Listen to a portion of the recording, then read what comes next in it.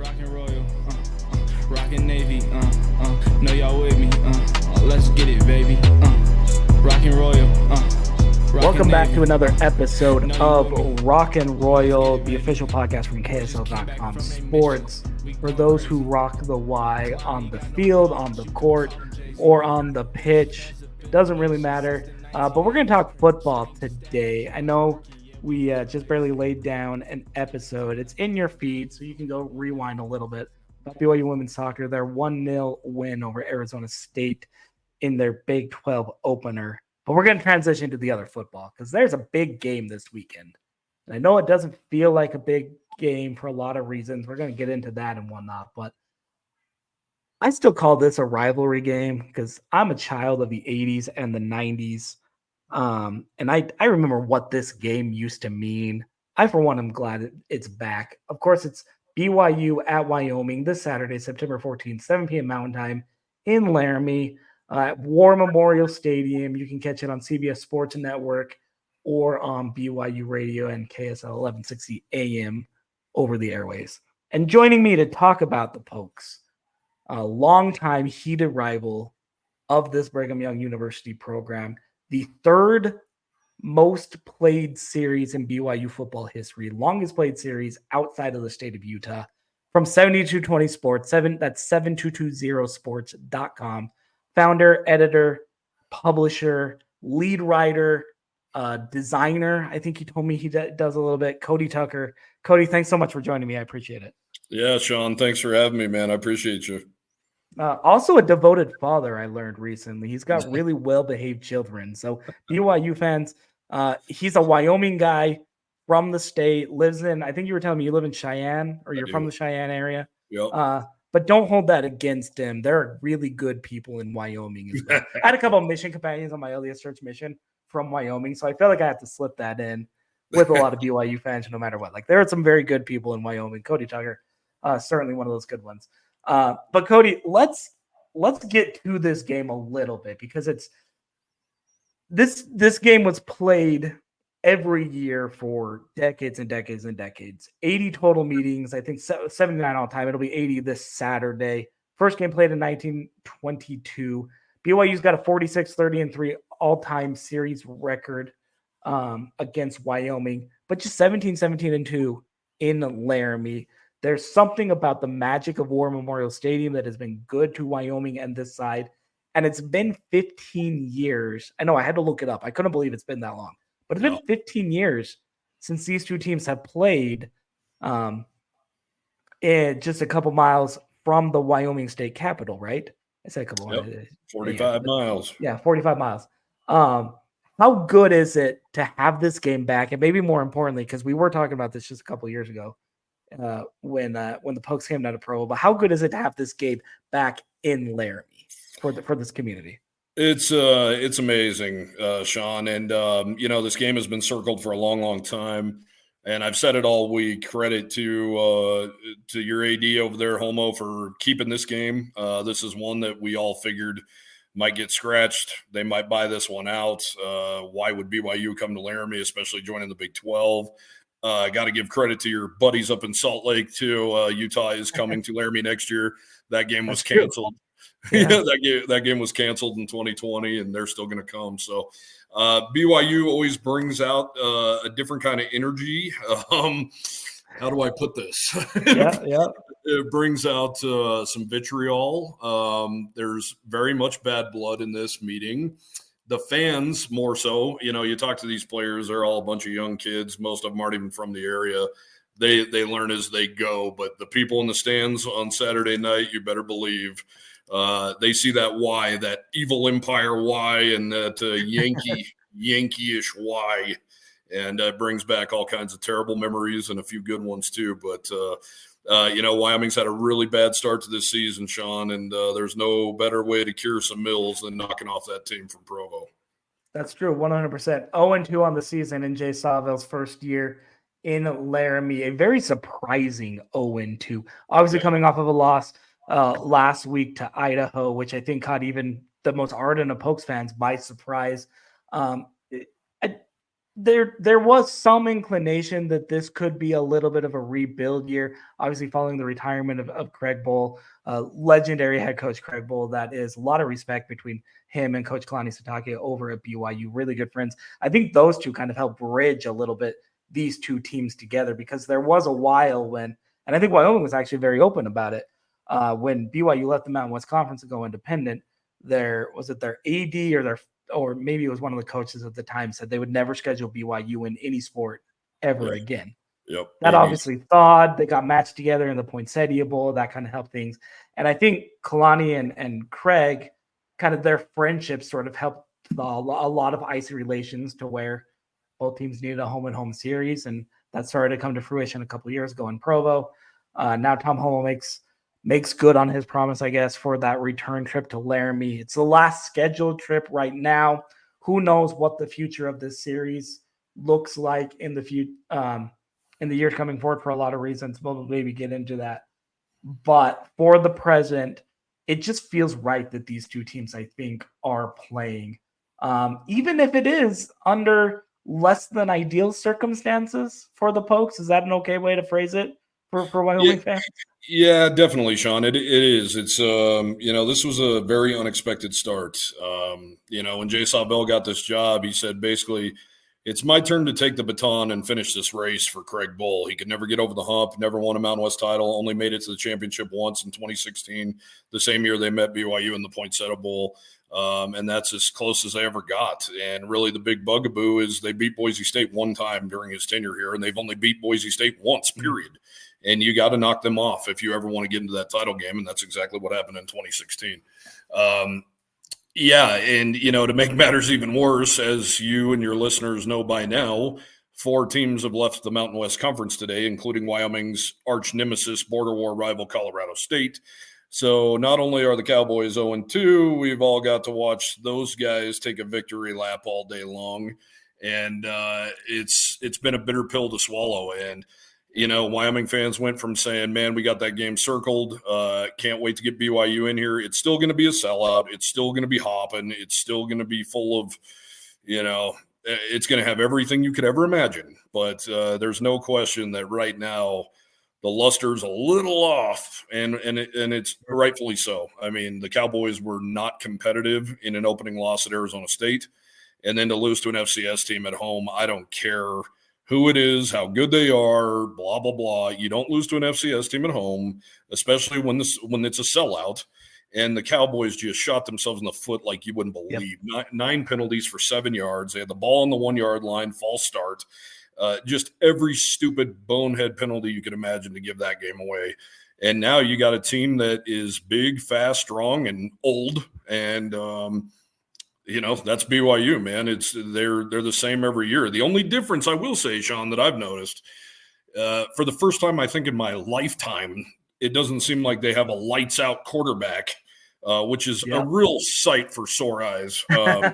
Because man, in my lifetime, there's always been a dude, and we're talking guys that like Max Hall and John Beck that just absolutely wrecked the Cowboys and made life real unfun for a long time. So, nothing against Mr. Retzlaff, but he's been giving the ball away.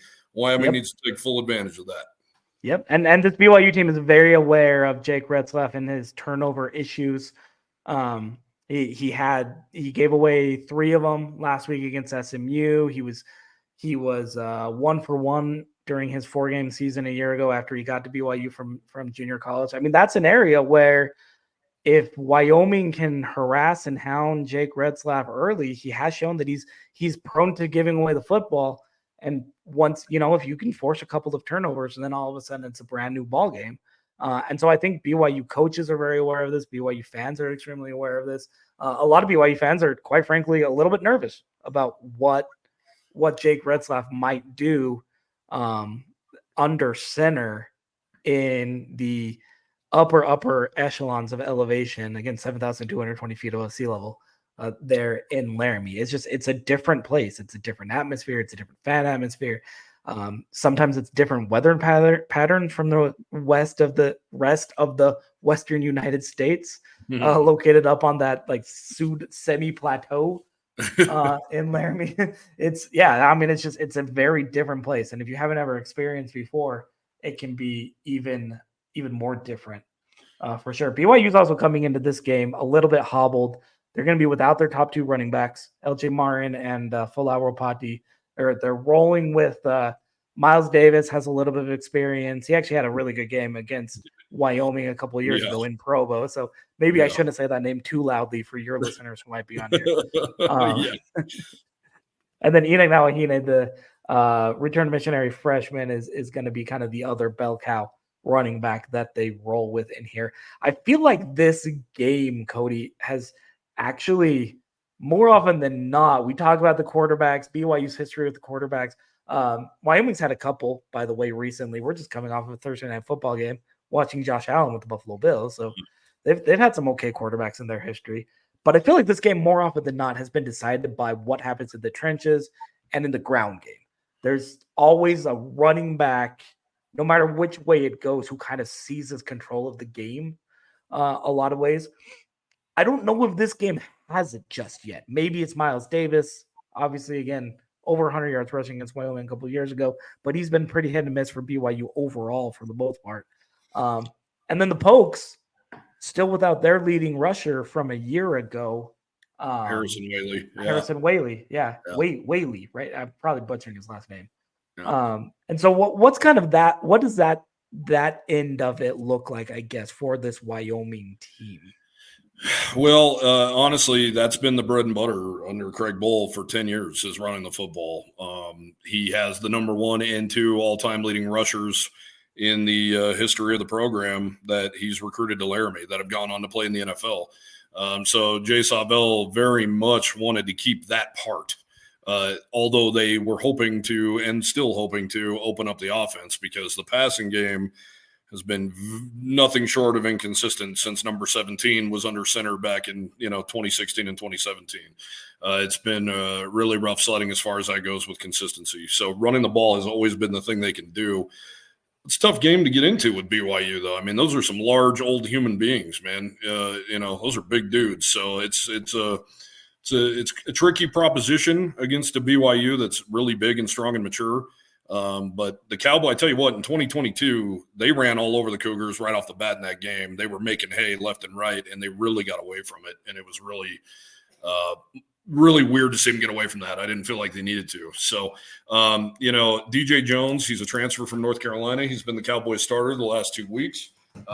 He's a guy that they need to get going, and they absolutely do. And they also got a big kid in Sam Scott, and they have Jamari Farrell, another kid, and DeWine McNeely, he did dislocate his thumb last week, but he has been cleared. And the Cowboys really have a great stable of running backs. The offensive line has been inconsistent. Everything about the offense has been inconsistent. Yeah, I mean, we got a listener, a new guest to the podcast.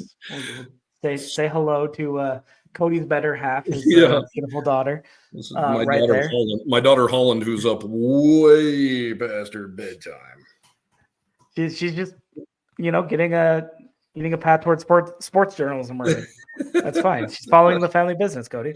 Well, I am trying to teach her about the BYU rivalry. When I was her age, I was allowed to maybe say a cuss word or two as long as it was followed by BYU.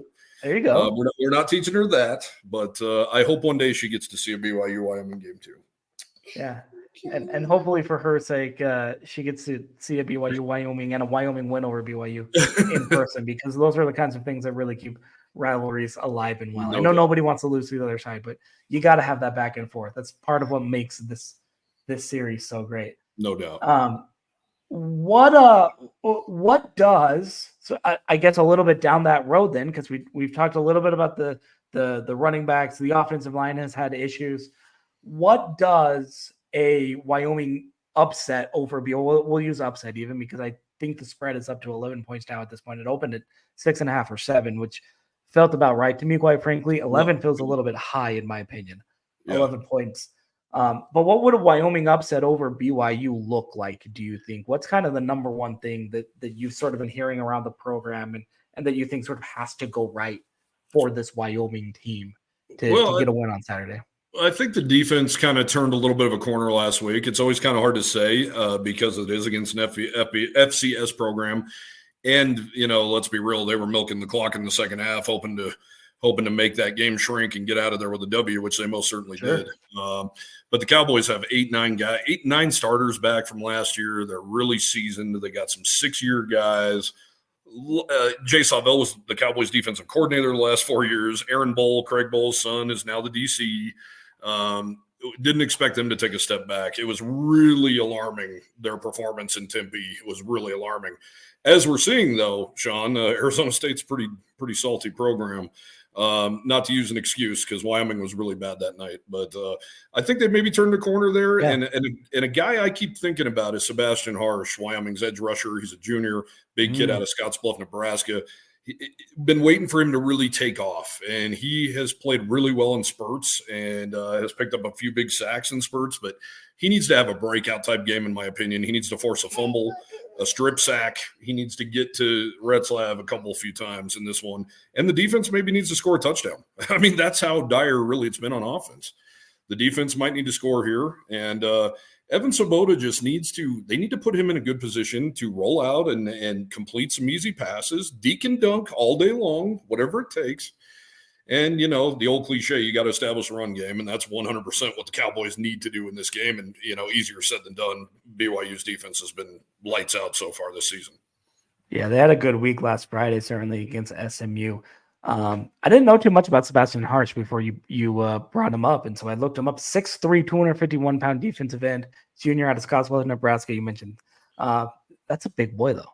That is a good-sized animal. He is such a good athlete, and his career was derailed a couple of years ago. He actually broke his kneecap in half horizontally. They had to wire that thing back together. It was a really detrimental, horrible injury that set him back. But last year, I think maybe a little tentative on that, which who wouldn't be? I mean, it's not every day a human being breaks their kneecap horizontally. But I think he's back. He's healthier than ever. He had a really good game last week. And, man, it really feels like it's time for a breakout for number 54. Yeah, absolutely. I'm also really glad that you brought up the Wyoming quarterback situation because I did want to touch on him. I think local college football fans will be fairly interested to hear about Evan Svoboda. Svoboda. I'm gonna butcher his last name online. But big guy, big boy, 6'5", 245-pound junior out of Mesa, Arizona, but a junior college transfer. Actually played his junior college ball right here in the state of Utah and Ephraim at Snow College.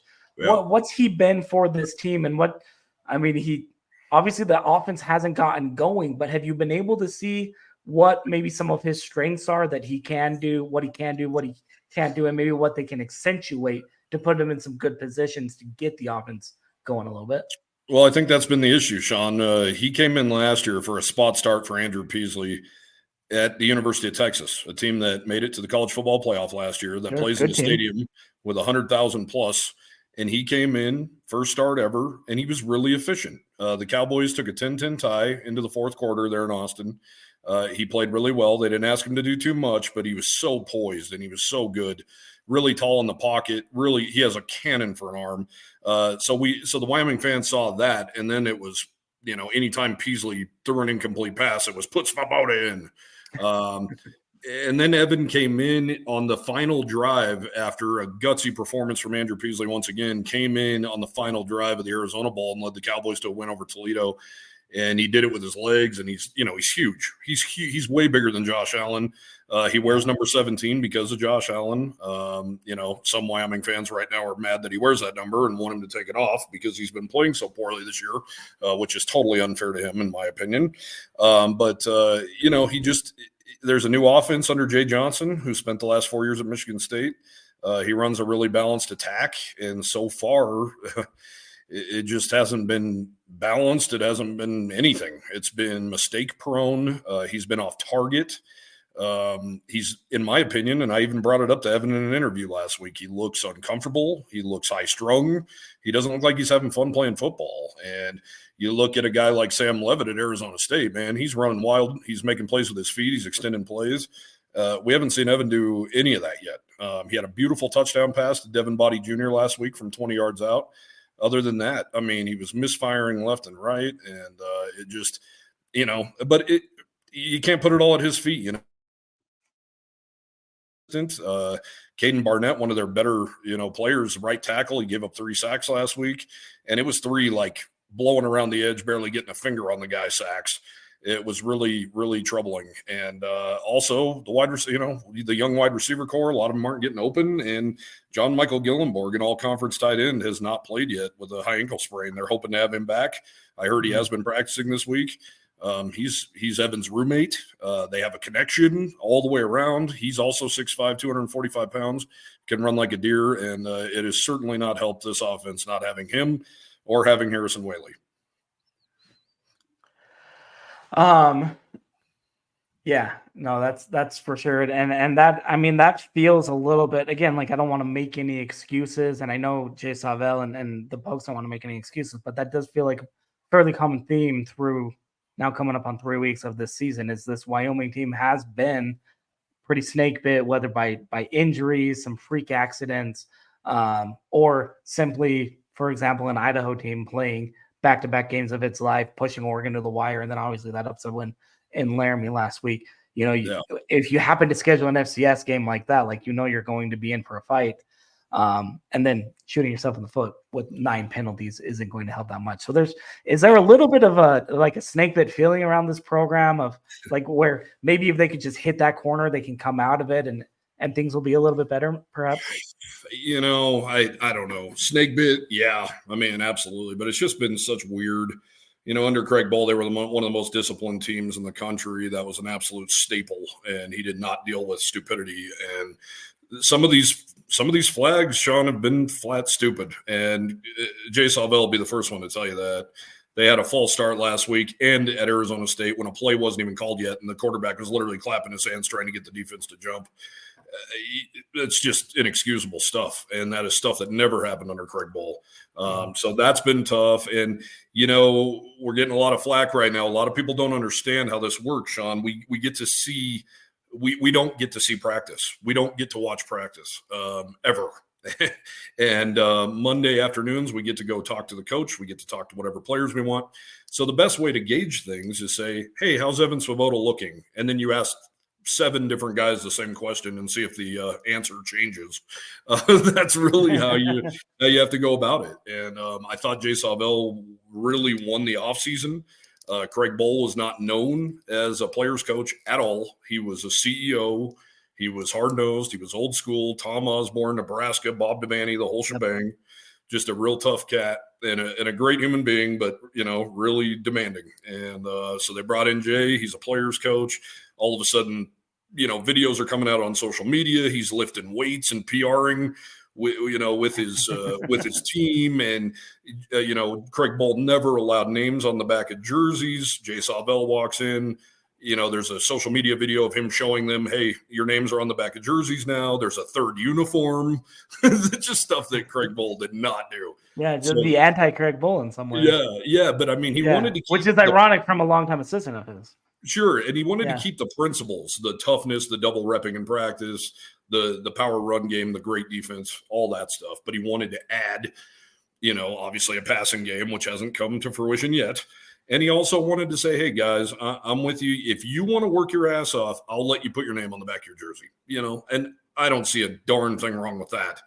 But now that's turned into fodder because of the 0-2 start that they're more worried about uniforms. They're more worried about the names on the back of their jersey. I cannot believe the quarterback's wearing number 17. When things are going bad, they go real bad in a hurry, and it's unfortunate. And, I keep trying to tell myself, Sean, Wyoming's small but mighty. The fan base is very passionate. They're very loyal. There's only 600,000 people in this state, by far the least populated in the country, and there's only 11,000 students at the University of Wyoming. But everybody in this square, even if it's that much or that much, cares about the University of Wyoming and how they perform on Saturdays. Yeah, 100%. It's a state where I think the animal outnumber the humans by about 2 or 3 to 1. But it's also one that has a tremendous amount of pride. I mean, don't like Utah and Wyoming share a border, And so there's a lot of crossover. I think everybody in the state knows somebody from Wyoming, and they are very proudly from Wyoming, even if they've been in the Beehive State for 20, 30, 40 years. Like they're no question. very proudly from Wyoming. No question. I mean, that buck and horse stands for so much. It's not just on the helmet, it's on the license plates. It's, Steamboat is everything to the people of this state. And I shared with you before we came on the air, I've lived all over this country doing this crazy journalism job. And, I find myself covering an NHL hockey team, but I'm watching the Wyoming Cowboys on my cell phone and not paying a lick of attention to what I'm supposed to be doing. Your heart's in Wyoming, be happier to be back, and this rivalry means a lot to me. Obviously, I'm coming at it in a different way now. I like to have fun and talk about the old times and when I was a crazy unhinged fan like some of the people I deal with today. But obviously now it's all from a professional standpoint. And but man, this game brings back some really, really good memories and some really, really terrible, heartbreaking ones. And the cultures of our states seem so vastly different in so many ways that, it's kind of funny with the stereotypes and everything. I'm sure Utah people have plenty of those. I know last night my cell phone I couldn't keep a signal. So I think the guy was wondering if we even have internet yet in Wyoming. But, it just, with Utah, it just seems like, holier than thou church boy stuff. And here it's beer drinking, rowdy ranching and roughnecks. And it's just kind of oil and water in a lot of ways.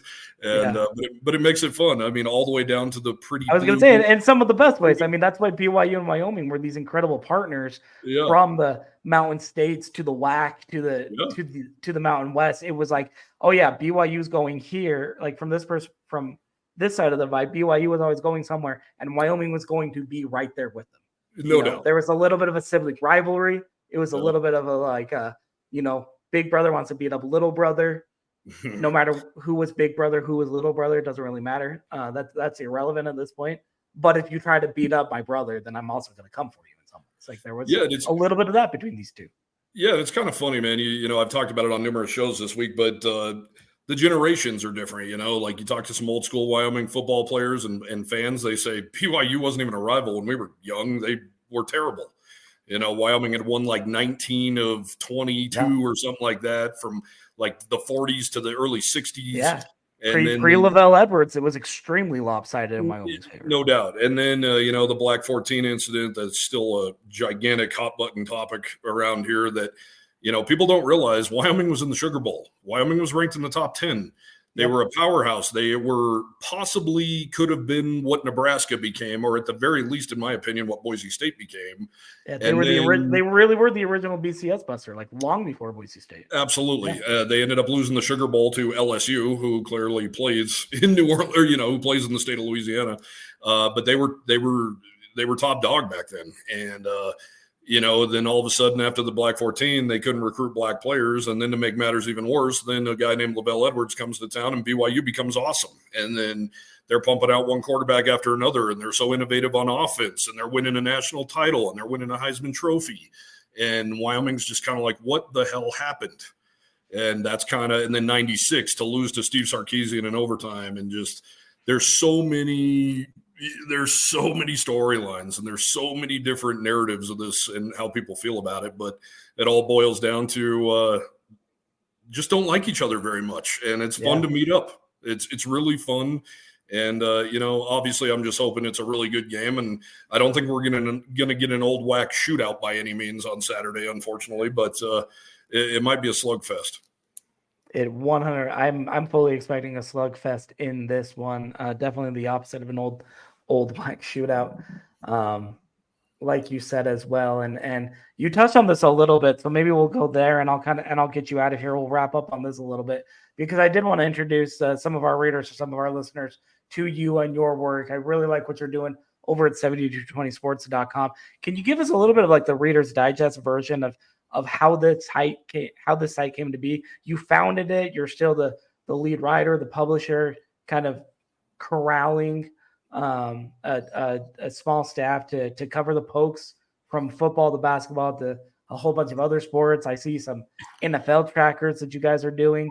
Yeah. I imagine probably centered around Josh Allen. Most of them are, but there are a couple of other Pokes in the league as well. Like I see these guys every Sunday. So how did 7220 Sports kind of come to be as your brainchild a little bit? Well, I got to say first, Wyoming has 11 guys right now on NFL rosters, which is, that's been the norm under Craig Bull as well. So the recruiting has not been an issue. But anyway, I just got into this journalism game and went to some small towns, covered high school, did all that good stuff. Ended up being fortunate enough, got into radio for a little bit.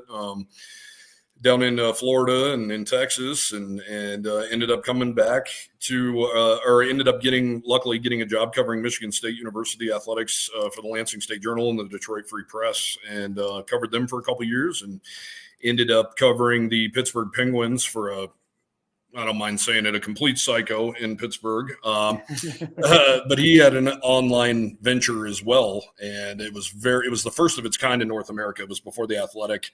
And I don't even want to give his name because I don't want anybody to check it out.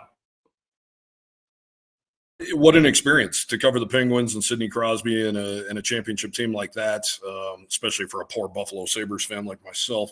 But, I kind of watched what he did and kind of like I was saying, Sean, I'd be in the press box watching a Wyoming game. And I'm just like, man, I'd be at a Michigan State. I'll never forget being at a Michigan State-Penn State game, and it was a top 25 matchup in the snow inside Spartan Stadium, and I'm thinking, and it got delayed for like 4 hours, and I'm thinking, Wyoming's playing CSU tonight. Like, we got a keg, we got food, I got to go, man. We got to get this over with.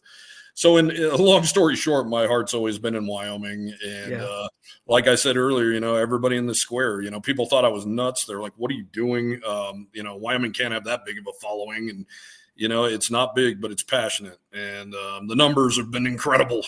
I think you'd be stunned at the page views and the amount of numbers we really get.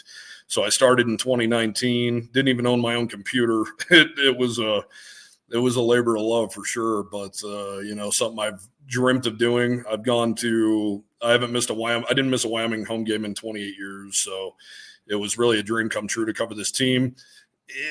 Now it stinks because I don't have a team and I can't sit around on Saturday and go to tailgates and drink beer and have fun like I used to. So my Saturdays look a hell of a lot different than they used to, but it started in 2019 and started with a bang. Wyoming beat Missouri in Laramie, a big upset over an SEC team, and they won a bowl game. And then old COVID-19 hit and threw a monkey wrench in the whole shebang. But I was lucky enough in 2021, Town Square Media called me and asked me if I was for sale. And yes, I absolutely was for sale because selling ads is no fun, as you probably know, Sean. It's completely unfun, and it's a lot of work on top of doing all the work you're doing anyway, which is enough. Right. So I've been really lucky to be bought out by Town Square Media, and I've been there ever since. And they've been great. And go to every road game, go to basketball, the whole shebang. And I live in Cheyenne, and I'm able to drive back and forth. And just really blessed to be covering this team and this university. And it really is a dream come true, man. If I never have another job in my life, I'm a happy guy. Yeah, no, that's really awesome. That's really cool, and especially to have a group that you can work with in Town Square Media. That's really special, and giving somebody like you, a native son of Wyoming, a chance to really live out what is the dream in some ways. Again, I know Utahns and like folks from Utah, folks from Wyoming don't always get along for cultural reasons or whatever. I think there are a lot more similarities than probably either one of our states really care to admit. Well, isn't there an old saying that if you hang out with one Utah guy, he might drink all your beer, but if you bring two, they're going to yell at you for drinking beer? Yeah, man, that's probably true. That's probably true. Depends if the two are wearing name tags or not, right? Yeah. That's good. Well, Cody Tucker from 7220sports.com. This has been a delightful conversation, Cody. Really appreciate you taking the time to hang out with me. You can check out all of his work over at 7220sports.com. Give him a read, give him a listen. If you're on social media, at 7220sports, that's 7220sports, just like it sounds on, I almost said Twitter, but I guess we have to say X now. I'm going to go with Twitter. It's still Twitter. Yep. At 7220sports on Twitter. And then same thing, 7220sports on Facebook as well. Go give them a like. Give them a follow. Really good Wyoming coverage over there. And like you mentioned, he's just a guy out here living the dream. And I think every one of us can honestly respect that and respect that hustle in a lot of ways. Yeah, I appreciate Cody, it. Yeah. Anytime. Cody, really do appreciate you taking the time, talking with me, reminiscing a little bit with me about this BYU Wyoming series, this BYU Wyoming rivalry, one that's a little bit up in the air after this year. But as Boise State, San Diego State, and your old border war rivals, Colorado State, taught us today, a lot is up in the air right now with college football. So what do you say we forget about all that drama and we just go pretend like BYU and Wyoming are playing for a WAC title on Saturday night? There you go. Man, I like that thinking. I might steal that. That's I've been trying to pretend that's the case anyways, because there's a little piece of like good nostalgia for me, I think, with this series, and it's really good. Even as I get ready to go rent a car and make that drive from Provo to Laramie that I used to make annually in a lot of ways. I will say, making that drive in mid-September versus late November, all the difference in the world. No doubt. I'm okay with. I'm very much okay with it this year. Like, I'm exceptionally okay with it. Doing that in mid to late November, sometimes it got a little bit rough when you're sliding off the road around Rock Springs or so. Yeah. There were some scary moments. But Cody Tucker from 7220sports.com again. Thanks once again for joining me. You said you got a podcast as well over there at 7220? It's called the Roaring Repeater Podcast, and then we have also the 7220sports.com kickoff show that runs on terrestrial radio, but it is on the website as well. Okay, so check him out there if you need some good pregame coverage, that kind of thing. He'll have you covered also on Saturday. And if you need the actual terrestrial radio signal while you're driving in, BYU fans, you want to get a little bit of that local flavor. What's the station? Yeah, 1290 KOWB. 1290 AM KOWB with Cody Tucker and his group. Cody, thanks once again for joining me. This has been another episode of Rock and Royal on the KSL.com Sports. Let's get it, baby. Rock and Royal, Rock and Navy. Know you with me. Let's get it, baby.